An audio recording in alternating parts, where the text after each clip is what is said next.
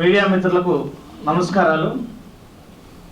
ఈరోజు మీడియా సమావేశం ముఖ్య ఉద్దేశం ఏంటంటే, తిరుపతిలో కొంతమంది సోకాల్డ్ బలిజ కాపు కమ్యూనిటీ నాయకులమని చెప్పుకునేటువంటి నాయకులు కేవలం ఎలక్షన్లప్పుడు మాత్రమే వచ్చి స్టంట్లు చేసేటువంటి నాయకుల పైన వాస్తవాలు మాట్లాడడానికి ఈ పత్రికా సమావేశం నిర్వహించడం జరుగుతోంది.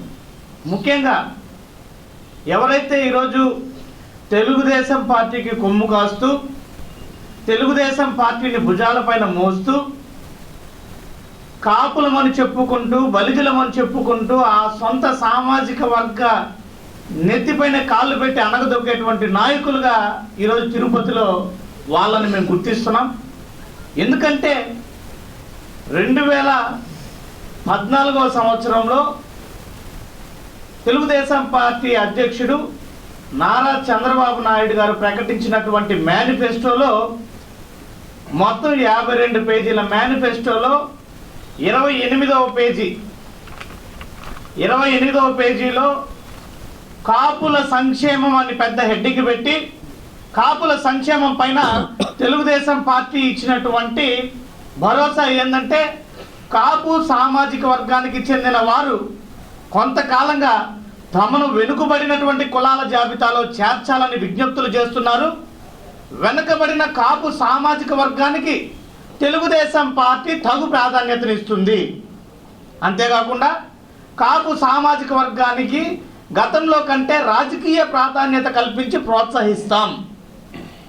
ఆ తర్వాత కాపు విద్యార్థులందరికీ కూడా ఫీజు రీఎంబర్స్మెంట్ని వర్తింపజేస్తాం. ఆ తర్వాత కాపు బలిజ తెలగ ఒంటరి మొదలగు అన్ని కులాల వారికి ఆర్థికంగా ఆదుకోవడానికి సంవత్సరానికి 1000 కోట్ల చొప్పున 5 సంవత్సరాలలో 5,000 కోట్ల రూపాయలను వారి సంక్షేమానికి కేటాయిస్తాం. ఆ తరువాత కాపు రిజర్వేషన్ విషయమై ప్రత్యేక కమిషన్ను నియమించి నిర్ణీత కాల వ్యవధిలో బీసీలకు నష్టం కలగకుండా కాపుల బీసీ సమస్యను పరిష్కరిస్తాం. ఈ విధంగా తెలుగుదేశం పార్టీ హయాంలో ఇష్టం వచ్చినటువంటి అమలు చేయలేనటువంటి హామీలనిచ్చి నిట్ట నిలువున కాపు బలిజ తెలగ ఒంటరి కులాలను మోసం చేసినటువంటి తెలుగుదేశం పార్టీని మీరు భుజాన మోస్తూ గతంలో ఇదే కాపు బలిజ నాయకులు బీసీ రిజర్వేషన్ రాకముందే ఏదో తూతూ మంత్రంగా ఒక కమిషన్ని ఏర్పాటు చేస్తే ఈ కాపు బలిజ నాయకులందరూ కూడా తిరుపతిలో వెళ్ళి చంద్రబాబు నాయుడికి పాలాభిషేకాలు చేస్తారు. ఏం ముద్రించారని ఆ రోజు మీరు పాలాభిషేకాలు చేశారు. ఈరోజు ఎక్కడ రిజర్వేషన్ అమలు అవుతుంది అంటే ప్రజల్ని మోసం చేయడానికి, కేవలం రాజకీయంగా ఓట్ల కోసం మాత్రమే, ఓట్లను దండుకోవడం కోసం మాత్రమే కుల రాజకీయాలను చేస్తున్నారు. వాస్తవంగా తిరుపతి పట్టణంలో ఈరోజు మీ కుల రాజకీయాలకి ఎక్కడ కూడా ప్రజలు మోసపోయే పరిస్థితి ఇంకొకసారి లేదు. తిరుపతి పట్టణంలో ప్రజలు చైతన్యవంతం చెంది ఉన్నారు.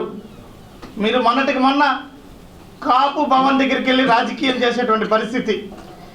చంద్రబాబు నాయుడు ఈ మేనిఫెస్టోలో ఇచ్చినటువంటి హామీయే కాకుండా ఊరూరా తిరుగుతూ కాపు బలిజలకు కమ్యూనిటీ హాల్లను కేటాయిస్తామని చెప్పి వాగ్దానం చేసిందే కాకుండా ఎలక్షన్ల అప్పుడు తిరిగి ఓట్ల కోసం మాత్రమే ఎన్నికల అధికారం నుంచి దిగిపోయే ముందు రోజు కమ్యూనిటీ హాల్ని కేటాయించడం జరిగింది. తిరుపతిలో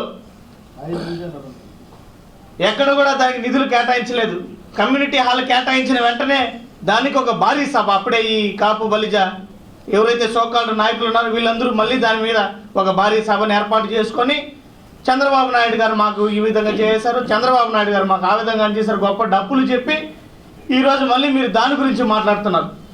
వాగ్దానాలు చేసింది మీరు, అమలు చేయనిది మీరు, నిందలేమో మా పైన వేస్తారా? వాగ్దానం చేసింది వాళ్ళు నెరవేర్చాలా? అమలు చేయకుండా మీరు గాలికి వదిలేస్తే మాట నెరవేర్చాల్సింది ఎవరు? తప్పుడు ఆరోపణలు చేయడం దయచేసి మానుకోండి. గతంలో మాజీ ఎమ్మెల్యే వెంకటరమణ గారు తెలుగుదేశం పార్టీ నుంచి ఎమ్మెల్యే అభ్యర్థిగా ప్రచారంలో తిరుగుతున్నప్పుడు నా సొంత కులానికి 6 నెలల వ్యవధిలో నేను కమ్యూనిటీ హాల్ని నిర్మిస్తానని చెప్పి ప్రభుత్వం ద్వారా చర్చలు జరిపి చేస్తానని 6 నెలల కాలపక్షంలో కాని పరిస్థితిలో నా సొంత స్థలాన్ని కేటాయించి నా సొంత నిధులతో కమ్యూనిటీ హాలును నిర్మిస్తానని చెప్పి వాగ్దానం చేసింది నిజం కాదా? ఆయన కాలానంతరం వారి మాట నెరవేరుస్తానని చెప్పి సుగుణమ్మ గారు హామీ ఇచ్చింది వాస్తవం కాదా? తీరా ఈ రోజుకి ఏమైంది? సొంత సామాజిక వర్గీయులందరూ కూడా ఇది గమనిస్తున్నారు ఈరోజు. కాబట్టి ఎక్కడా కూడా మీరు న్యాయం చేయకుండా పట్టుమని 10 మందికి న్యాయం చేయలేనటువంటి ఈ కాపు నాయకులు, ఎక్కడైనా మీరు కాపు సామాజిక వర్గ ప్రజలు బలిజులు ఇబ్బందులు ఎదుర్కొంటా అంటే మీరు ఏ రోజన్నా కానీ పోలీస్ స్టేషన్లో గడపెక్కారా సమస్యల పరిష్కారానికి? లేదా ఏ రెవెన్యూ కార్యాలయాల చుట్టూ ఏమన్నా తిరిగి సమస్యలు పరిష్కరించారా? లేదంటే వారికి ఏమన్నా న్యాయ సలహాలు చేసి వారి సమస్యలను పరిష్కరించారా? లేదా ఏమన్నా ఆర్థికంగా మీరు ఈరోజు మేము బలిజులం, బలిజ నాయకులం, బలిజులంతా ఒకవైపు అంటున్నటువంటి ఈ లీడర్లందరూ కూడా ఏ రోజున బలిజ కుటుంబాలకు ఆర్థిక చేయూతనిచ్చారా? రాజకీయ ప్రోత్సాహాన్ని కల్పించారా? ఒక పరపతిని కల్పించారా? ఎక్కడైనా రాజకీయంగా ప్రాతినిధ్యాన్ని ఇచ్చి?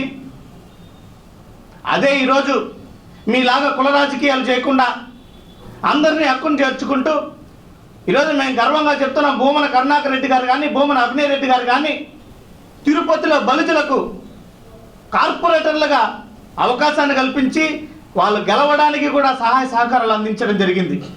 ఈరోజు మున్సిపల్ కార్పొరేషన్లో బలిజులు కార్పొరేటర్లుగా ఉన్నారంటే భూమన కరుణాకర్ రెడ్డి గారు, భూమన అభినయ్ రెడ్డి గారు అవకాశం ఇచ్చి వాళ్ళని ప్రోత్సహించడం వల్ల ఈరోజు రాజకీయంగా వాళ్ళందరూ కూడా ముందుకు పోవడం జరిగింది. కేవలం కార్పొరేటర్లుగానే కాకుండా ఈరోజు